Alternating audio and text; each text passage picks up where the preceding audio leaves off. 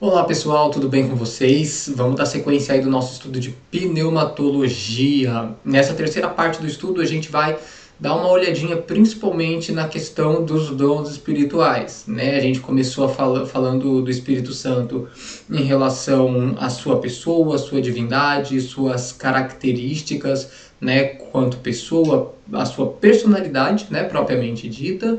A gente falou um pouquinho também sobre a questão da Trindade, né, dele ser uma pessoa divina. Jesus também, então, tem os versículos que dão base para a doutrina da Trindade, ainda que não seja uma palavra propriamente bíblica.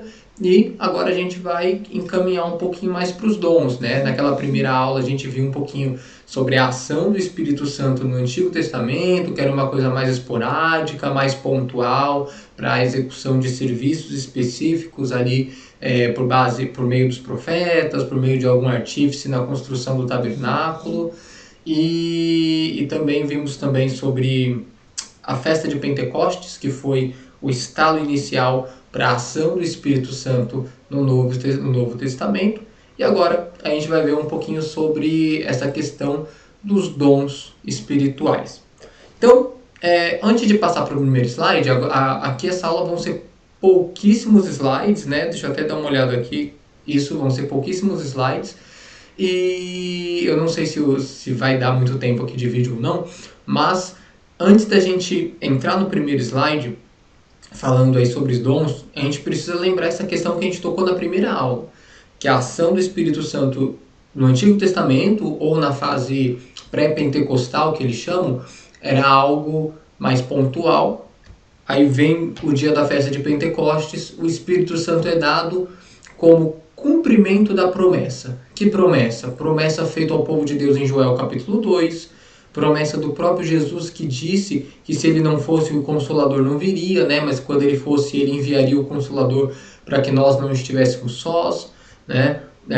Advertência e também como promessa que ele disse aos discípulos: ficar em Jerusalém até que do alto sejam revestidos de poder. Então vocês vão ser minhas testemunhas, né, em toda a Judéia, Samaria, e depois até os confins da terra. E aí você tem, a partir do Pentecostes, uma ação do Espírito Santo de uma maneira diferenciada do que a gente tinha no Antigo Testamento. E é no desabrochar dos dons espirituais que são tão citados no Novo Testamento que a gente percebe tantas diferenças. Então, vamos lá. A ação do Espírito Santo nesse período pós-pentecostal, ela é muito ampla. Tem muito texto, muito versículo que fala sobre tudo aquilo que o Espírito Santo faz, e não dá aqui pra gente citar tudo, tá? Ficaria maçante, né? A gente ir atrás de todos os versículos, atrás de tudo aquilo que o Espírito Santo faz na igreja e pela igreja. Mas é interessante a gente notar, antes de entrar nesses versículos, essa mudança de chave que teve, né? Porque assim, Deus, ele se revelou ao povo de maneira gradativa, né? Deus, ele foi elaborando o seu propósito e o seu plano através de Abraão e seus descendentes, né? Abraão, Isaac, Jacó, e de Jacó o povo de Israel. E sempre que ele precisava colocar algo na linha ou cumprir um plano específico, ele dava o Espírito Santo para alguém fazer alguma coisa até que chegasse, né, a plenitude do tempo, como o texto bíblico fala, até que no momento exato Jesus pudesse se manifestar, vir ao mundo em carne, né, já era Deus desde a eternidade, e a partir da sua obra redentora na cruz do Calvário e sua ascensão ao céu, ele poder enviar o Espírito Santo, e o Espírito Santo agora poder ter uma abrangência, né? Poder ser buscado de uma maneira mais ampla, poder ser entregue à igreja de uma maneira mais ampla. E é comum a gente parar para tentar analisar o porquê uma coisa era diferente da outra. O Espírito Santo, no período pré-pentecostal, né, que a gente chama no Antigo Testamento, ele sempre vinha para um propósito. No Novo Testamento parece que ele está simplesmente dado à igreja. Porque, na verdade, a igreja inteira, o corpo de Cristo, como a gente viu em eclesiologia, a reunião de todos os crentes, estão aqui na terra para cumprir algo. E sem o Espírito Santo, como Jesus disse, sem mim nada podeis fazer. Né? Jesus não está aqui pessoalmente, então ele deixou o Espírito Santo. O propósito que a igreja veio cumprir na terra, seja na sua ação de ser sal da terra, de ser luz do mundo, de proclamar o Evangelho, de se manter em santidade enquanto aguarda a vinda de Jesus, nada disso pode ser feito sem o Espírito Santo. Então, enquanto no Antigo Testamento o povo tinha a lei, né?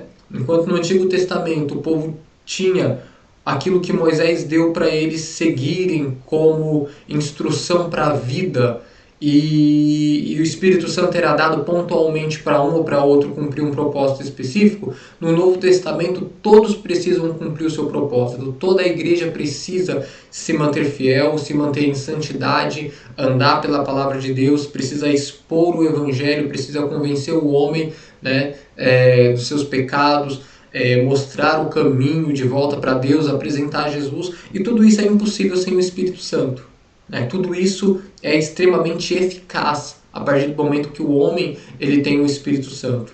E por isso, né, por essa virada de chave, por esse momento de encontro entre Jesus e os seus seguidores, desde o momento em que ele encarna, nunca mais a igreja ela está só, por conta do Espírito Santo. Tá? Então, a partir desse momento, a gente vai ver, a partir de Atos 2, você vai ver que existe uma ação plena do Espírito Santo. Como a gente já comentou em relação ao livro de Atos, só no livro de Atos o Espírito Santo é muito mais citado do que em todo o Antigo Testamento. Você vê que para tudo que os discípulos vão fazer ou em tudo que eles vão falar, tem ali a menção do Espírito Santo auxiliando, ajudando, decretando, ensinando, fazendo alguma coisa pela igreja. E aí eu separei alguns versículos, tá, em relação a algumas ações que o Espírito Santo ele tem na vida da igreja. Então, João 3 e João 6, ainda nas palavras de Jesus, né, antes do Espírito Santo ser dado, a gente já tem uma ideia. Então vamos lá.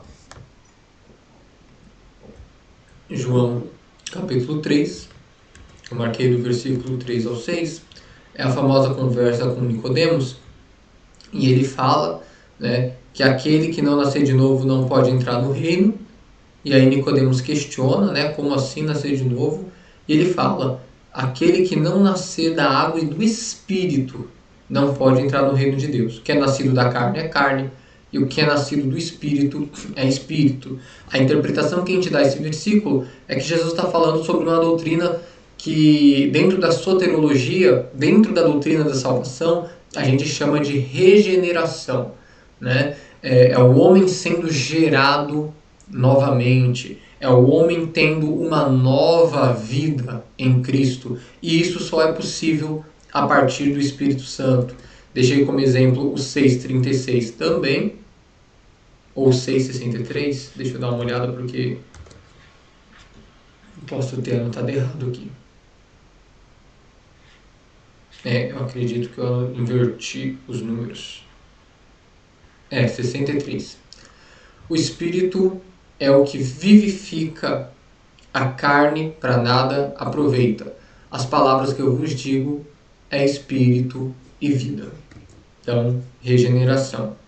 E aí, em relação ao batismo, né, o versículo de 1 Coríntios, os versículos de 1 Coríntios, capítulo 12, do versículo 12 ao 13, a gente vai mencionar daqui a pouco, quando a gente falar em relação ao batismo do Espírito Santo, que ocorreu em Atos, capítulo 12, né, e a gente tem esse de João, no capítulo 1, aproveitar que a gente já está por aqui, versículo 32 ao 34, a gente tem aí, e João testificou, dizendo, eu vi o Espírito descer do céu como pomba e repousar sobre ele. E não conhecia mas o que me mandou batizar com água, esse me disse, sobre aquele que vir descer o Espírito e sobre ele repousar, esse é o que batiza com o Espírito Santo. Então, em 1 Coríntios 12, quando Paulo já está falando sobre os dons espirituais, a gente vai ter até um foco maior no capítulo 12, ele diz: porque assim como o corpo é um e tem muitos membros, e todos os membros, sendo muitos, são um só corpo, assim é Cristo também, pois todos nós fomos batizados em um Espírito, formando um corpo, quer judeus, quer gregos, quer servos, quer livres, e todos temos bebido de um Espírito.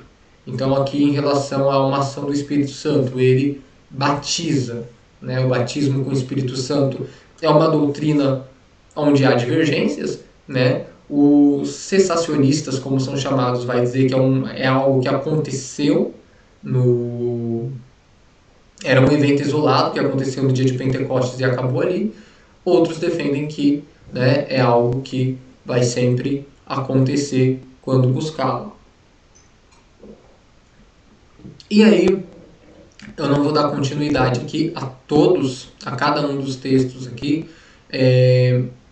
Eu gostaria de olhar apenas Romanos 8,14, porque eu comentei sobre Atos, mas o Espírito Santo está citado nas palavras de Paulo também, em todo o Novo Testamento. Porque todos os que são guiados pelo Espírito de Deus, esses são filhos de Deus. Então, a gente tem o Espírito Santo ensinando, como a gente já viu no último vídeo, que a gente falou sobre as características, né, a personalidade do Espírito. Você tem ele fortalecendo aqui em Efésios 3,16. Você tem o Espírito Santo convocando Paulo e Barnabé para a obra missionária em Atos capítulo 13, versículo 2 ao 4. Você tem pessoas sendo capacitadas a dar os frutos do Espírito: paz, mansidão, longanimidade, paciência, amor, lá em Gálatas capítulo 5, 22 e 23. Então, você tem o Espírito Santo preparando tudo na vida do cristão, dando todo o suporte naquilo que ele precisa, ajudando ele a dar frutos, ensinando ele no caminho que ele tem que andar, fortalecendo ele nas fraquezas, né?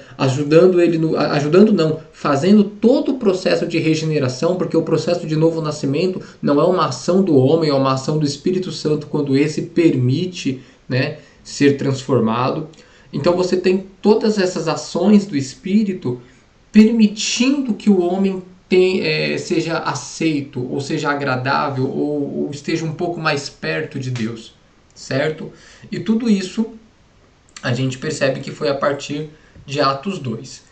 Então, antes da gente entrar aqui nos dons do Espírito Santo, vamos dar uma olhadinha rápida em Atos dos Apóstolos, capítulo 2.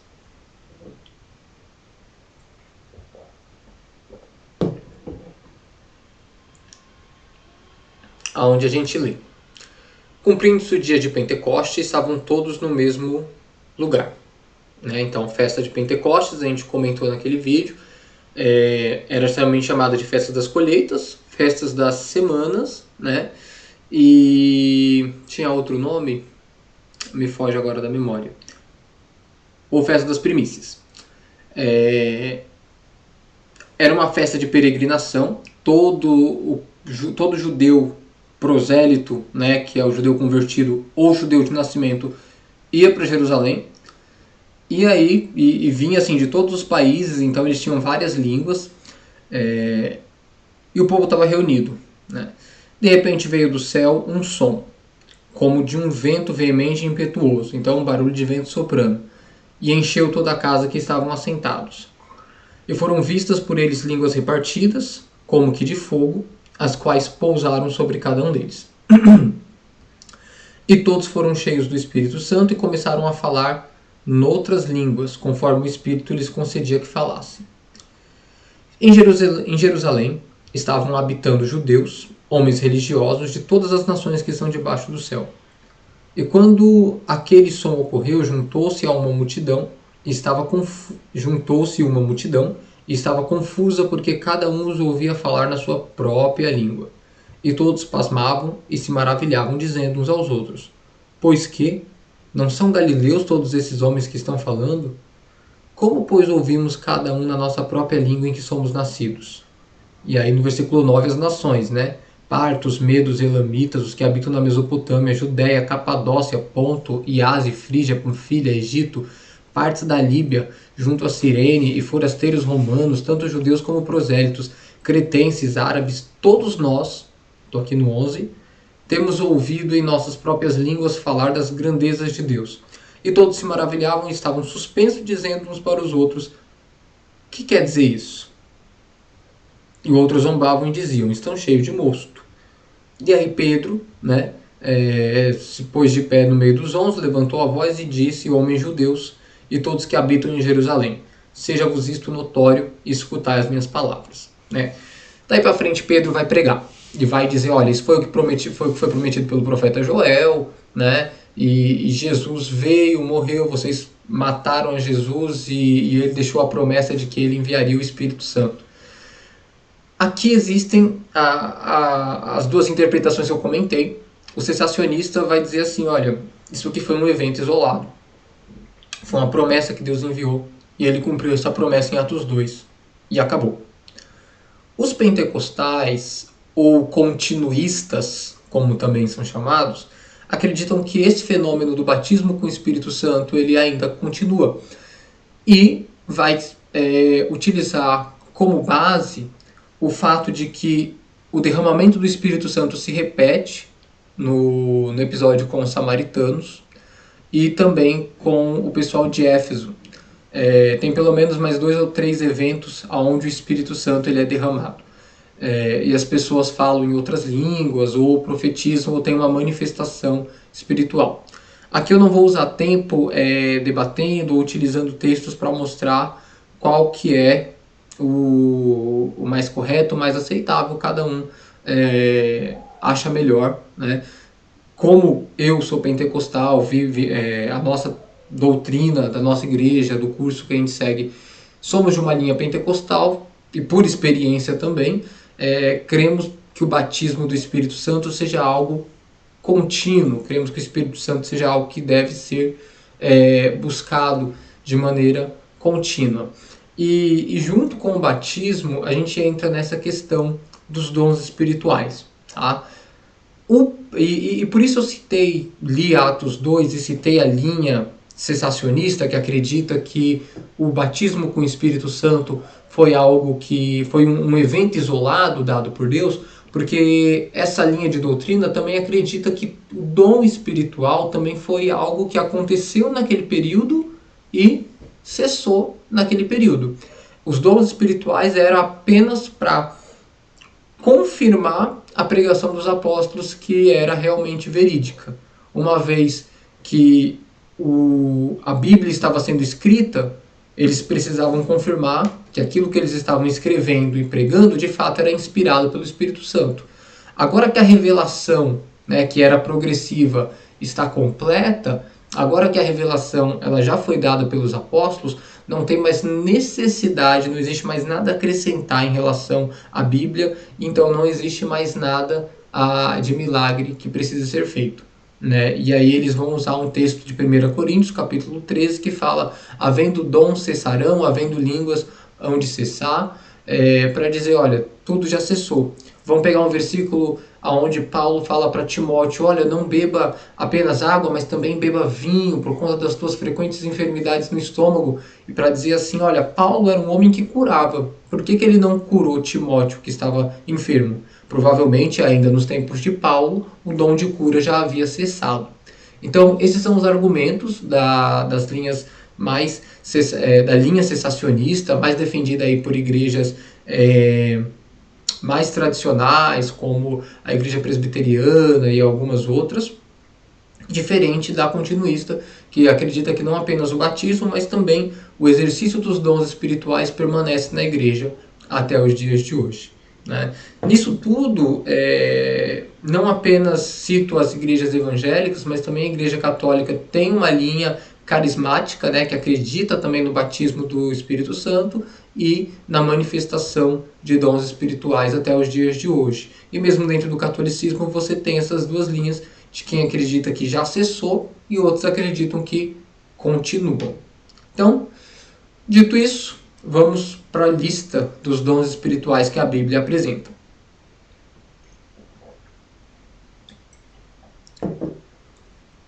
Poderíamos ler 1 Coríntios, capítulo 12, 13 e 14. Porque ali Paulo ele faz um extenso discurso sobre dons, necessidade de ordem no culto, no uso desses dons. Paulo vai falar sobre a superioridade de uns dons em relação aos outros.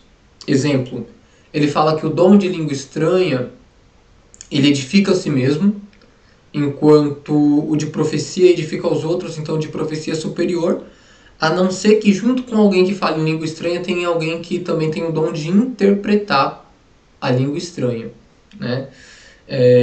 Paulo fala sobre vários tipos de dons, mas ele coloca no capítulo 13 o amor como centro de tudo. Eu não vou entrar nos 3 capítulos, senão ia ficar bastante extenso, mas eu queria dar um foco em 3 conjuntos de textos aqui, que são Romanos 12, do 6 ao 8, 1 Coríntios 12, do 4 ao 11, e o versículo 28 também, e 1ª Carta de Pedro, capítulo 4, versículo 11, que são conjuntos de textos que trazem listas de dons que talvez resumam um pouquinho pra gente. Se nós fôssemos falar de todos os dons, talvez, eu fiz uma lista aqui para a gente tentar ser mais rápido, talvez a gente fosse usar muito tempo para isso, tá? Tentando discernir o que é cada dom, tentando dialogar um pouquinho sobre cada um, mas a gente vai fazer uma lista breve. Pode ser que eu tenha cometido o erro de colocar 2 dons dentro de um só, ou ter ocultado um achando que apenas um aqui bastava. Enfim, tem muitas maneiras de se interpretar alguns dons. A gente tem discernimento de espírito sendo citado, ensino, exortação, palavra de sabedoria, é citado palavra de sabedoria e palavra de conhecimento, né? E cada site, cada bíblia de estudo, cada livro vai tentar discernir o que é um e o que é outro.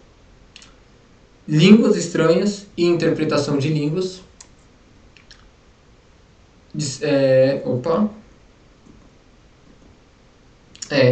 Aqui eu fiz uma pequena duplicação, tá? Tinha mais alguns. A gente vai fazer essa correção no PowerPoint, então vamos acompanhar essa lista de dons aqui. Era pra gente ter trocado aqui no segundo slide, mas deu errado. Então vamos acompanhar direto nos textos. Vamos lá. Romanos 12, do 6 ao 8. Não percebi antes. Sorry. Romanos 12, do 6 ao 8. Então Paulo está falando. De modo que tendo diferentes dons, segundo a graça, segundo o favor imerecido, segundo aquilo que não trabalhamos para ter, mas recebemos sem merecer, segundo a graça que nos é dado, se é profecia, e aí Paulo vai falando como cada dom tem que ser exercitado, seja ela segundo a medida da fé. Se é ministério, seja em ministrar. Se é ensinar, haja dedicação ao ensino. Ao que exorta, use esse dom em exortar. O que reparte, faça-o com liberalidade. O que preside, com cuidado. O que exercita misericórdia, com alegria. Então, aqui você tem uma pequena listinha de dons. Alguns a gente já comentou, né, quando a gente falou, por exemplo, no tema de eclesiologia. Profecia a gente já falou bastante, né? É quando o homem fala com uma determinada inspiração da parte de Deus. Deus comunica-lhe uma mensagem através do Espírito Santo e ele tem a missão de comunicar essa mensagem a alguém ou a um povo específico, né, que seja segundo a medida da fé. Ministério aqui é trabalho, tá? Então se é trabalho, que trabalhe, se é ensino, que se dedique a isso. Se é exortar, que exorte, né? A pessoa que ensina, não apenas ensina, né? Mas ele corrige, mostra o caminho certo para alguém que está andando em um caminho errado. O que reparte, faça com liberalidade, né? Pensando aquela pessoa que tem dom de dividir coisas. A gente pensa que isso aqui é apenas uma obra, né? Mas Paulo coloca aqui o repartir como um dom, né? A pessoa tem dom de repartir, então faça aí com liberalidade, reparte com todo mundo, né? Aquela velha frase de se olhar sem olhar quem, agora me fugiu aqui, como que é o ditado popular. O que preside com cuidado, né? A pessoa que está na liderança, organizando, administrando, tem que ser cuidadoso.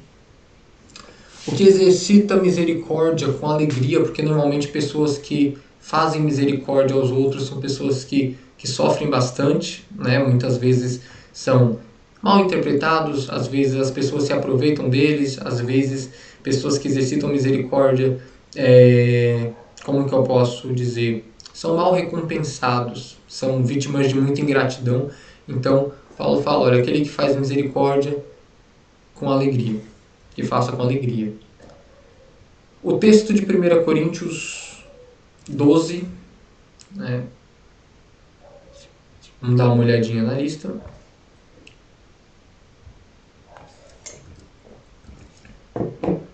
Um pouco mais aqui longo.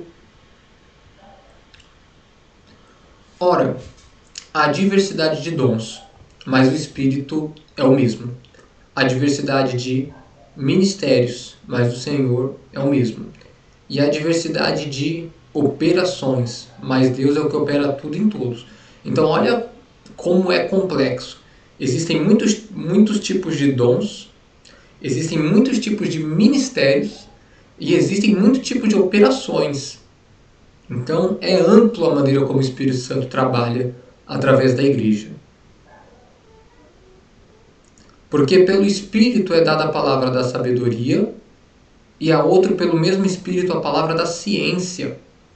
Então um vai dizer assim, olha, a palavra da sabedoria é um dom, capacidade que uma pessoa tem de raciocinar, de interpretar textos, de compreender aquilo que está escrito.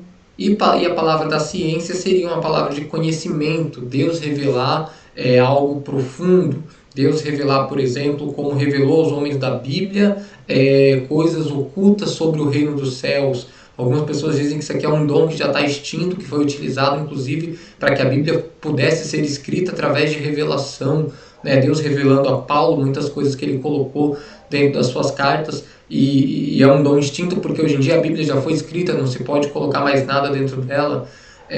Enfim, outros vão dizer, não, isso aqui é um dom como era usado em Daniel. Daniel tinha o dom da ciência, né? Porque Deus revelava mistérios profundos, ocultos para Daniel. Então, há muita discordância sobre quais seriam as diferenças entre palavra da sabedoria e palavra da ciência. Mas ambos estão relacionados a conhecimento, né? Estão relacionados ao raciocínio, estão relacionados à revelação. Mas é bem complicado dizer qual que é o limite de um em relação ao outro. E outro, pelo mesmo Espírito, a fé. Aqui a fé também é visto como um dom, tá? Não apenas um exercício. Paulo, eu não lembro se é Paulo ou se é dentro dos Evangelhos, é um texto que eu lembro vagamente, mas que eu não li muito, onde o autor fala, se alguém não tem fé, que peça a Deus. Não é esse, eu estou confundindo um conhecimento, mas se eu não me engano está dentro dos Evangelhos mesmo, quando alguém suplica a Jesus, Senhor, aumente a minha fé, né? Como algo que pode ser dado de Deus para os homens e não como uma obra, um trabalho. Porque quando a gente fala para alguém tenha fé, né, ou quando Jesus cobra dos seus discípulos, porventura vocês não têm fé, parece que é apenas um trabalho humano, capacidade de crer no impossível. Aqui aparece como um dom, como algo que você recebe de Deus, né? Então é bem legal tratar a fé como um tema de discussão aí sobre algo que nós exercitamos ou algo que nós recebemos, né? Ao outro, pelo mesmo Espírito, o dom de cura, ou de curar, né? Operação de maravilhas. Aí o pessoal também vai ter um pouquinho de discussão sobre o que seria, qual seria a diferença da operação de maravilhas para o dom de curar. Né? A gente tem muitas maravilhas acontecendo no Antigo Testamento. Faltaria tempo aqui para falar, como diria o escritor dos Hebreus. A outro, profecia, e a outro dom de discernir espíritos. Esse dom de discernir espíritos a gente lembra de Paulo e Silas, né, pregando e uma menina gritando, seguindo eles, dizendo: aí vem 2 homens de Deus, né? Parecia que ela estava fazendo um bom comunicado, mas Paulo, que tinha discernimento de espírito, sabia que aquela menina tinha demônio porque ela fazia adivinhações. Então ele repreende aquele demônio, o demônio sai da menina e ela perde a capacidade de fazer adivinhações. A outra, variedade de línguas. Aqui, claro, vai ter aquela velha discussão sobre se as línguas aqui faladas são línguas estranhas conforme as igrejas pentecostais contemporâneas ou se são línguas de outros países. A gente percebe que em Atos 2, como a gente leu, o fenômeno é a xenolalia, ou seja, as pessoas falaram línguas de outras nações. O que o pentecostalismo defende é a glossolalia, são línguas estranhas, indiscerníveis, que não são de nenhum país, vamos colocar dessa forma. E enfim, tem argumentos para os dois lados, né? Atos 2 reforça a xenolalia, mas tem textos aqui em 1 Coríntios 12, 13 e 14, onde você percebe que essas línguas poderiam ser línguas indiscerníveis, pelo fato de que existem pessoas que precisam ter o dom de interpretação de línguas para que elas sejam entendidas, e não apenas um tradutor que conhece a língua de determinado país. Também diz que aquele que fala em línguas, ele fala a Deus e não aos homens, porque ele é um dom para edificação pessoal. Se fosse línguas estrangeiras, ele também falaria aos homens que compreende aquela língua estrangeira. Então, existem argumentos aí para os dois lados, tá? Não vou focar aqui nessa discussão. Mas um só é o mesmo Espírito que opera todas estas coisas, repartindo particularmente a cada um como quer. Então, esse é o texto de 1 Coríntios. A gente tem uma lista de dons, né? E o último texto que eu gostaria de ver é de 1 Pedro 4, 11. Opa. Aqui. Então, vamos descer um pouquinho aqui. Vamos para 1 Pedro 4, 11. Aqui é uma lista menorzinha, né? Se alguém falar, fale segundo as palavras de Deus. Se alguém administrar, administre segundo o poder que Deus dá, para que em tudo Deus seja glorificado por Jesus Cristo. Alguém pertence... Opa, é esse mesmo? Era esse mesmo. Aqui seria um resumo em relação a dons de fala e dons de operação, de administração, que não entra tanto assim naquela listagem de dons, mas é legal dar uma olhada.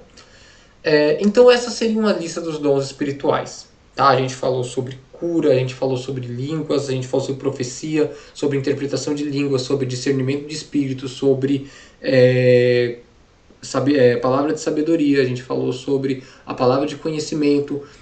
Na lista de Romanos você tem o dom de repartir, né? Você tem também listado o dom da fé, você tem uma série de dons que é para edificação do corpo de Cristo. E talvez esse seja o ponto máximo, né? Paulo, quando ele encerra o capítulo 12, falando sobre dons, ele encerra falando: mas eu vou te mostrar um caminho ainda mais excelente. E aí ele abre o capítulo 13 falando sobre o amor. E aí o texto é longo, né? Falando sobre o amor, porque ele mostra que o dom ele é inútil sem o amor.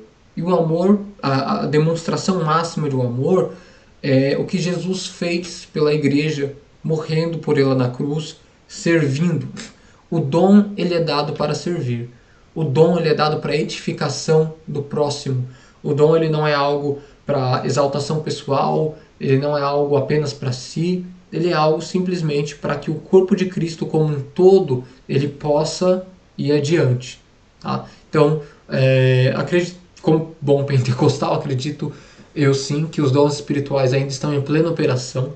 Claro que você sempre vê mais uns, menos outros. Você vê muita falsificação de dons espirituais, principalmente com o crescimento midiático, né, de muitas igrejas, mas cremos sim que o Espírito Santo ainda é o mesmo e que ainda possa operar da mesma forma, seja naqueles tempos como nos dias de hoje. E aí, pulando essa gafe, esse erro aqui, dos dons espirituais, duplicado no outro slide, a gente tem também os chamados dons oficiais. Esses dons oficiais, eu não vou ler eles, porque a gente já acompanhou eles na aula de eclesiologia. Quando a gente falou sobre a organização da igreja em relação a cargos, a gente comentou também sobre dons oficiais, que são dons que Deus dá à igreja, mas na forma de ofício, né? Por exemplo, o apóstolo, o profeta, o evangelista, o pastor, o mestre. Embora sejam títulos que dão base para um cargo, também são dons de Deus, são capacitações que Deus dá ao homem para que ele exerça aquela determinada função. Uma pessoa não pode ser um apóstolo, né, um enviado, um missionário, uma pessoa não pode ser um profeta, um evangelista, um pastor ou um mestre, se Deus assim não o capacitar para isso. E isso, pessoal, tinha bem mais coisas na apostila, nessa parte que fala sobre dons, mas a gente deu esse enfoque principalmente aqui nos dons espirituais e muito resumidamente, tá? Para que a gente possa focar principalmente nas outras questões em relação às doutrinas do Espírito Santo. A gente vai fazer a última aula depois focando um pouco mais em questões como a blasfêmia contra o Espírito Santo, tá? Que é uma questão que levanta muita dúvida por Jesus ter dito ser um pecado que não tem perdão. E alguma outra questão aqui que eu já estou me esquecendo, mas deixa eu dar uma olhadinha aqui. E essa questão do batismo também. A gente já falou um pouco aqui, mas a gente vai dar uma pincelada um pouco melhor no próximo vídeo, na próxima aula, tá certo? Então, bons estudos aí, reforcem a leitura da apostila e de outros conteúdos que a gente tem online também, alguns vídeos que a gente mandou. E até mais, qualquer coisa a gente está via WhatsApp.